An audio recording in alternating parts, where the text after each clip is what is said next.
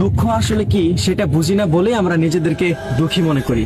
আপনি জানেন, আমাদের আশেপাশে এরকম বহুত মানুষ আছে যাদের প্লেটের মধ্যে সম্পূর্ণ প্লেট ফুল বা জুটে না, থাকে না, যাদের প্লেটের মধ্যে ইচ্ছা মতো তরকারি থাকে না।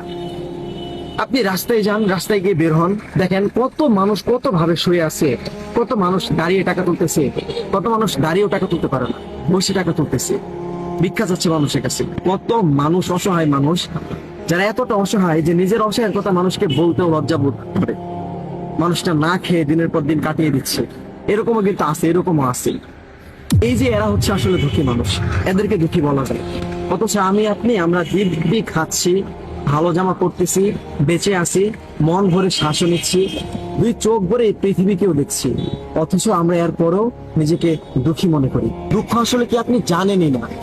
জানেন, এরকম অনেক মানুষ আছে, তারা যেটা খাইতে চায় সেটা খাইতে পারে না, তারা যেটা পড়তে চায় সেটা পড়তেও পারে না, তারা যেখানে যাইতে চায় সেখানে যাইতেও পারে না। কত মানুষ কত দুঃখ নিয়েও বেঁচে থাকে, তারাও নিজেকে দুঃখী মনে করে না।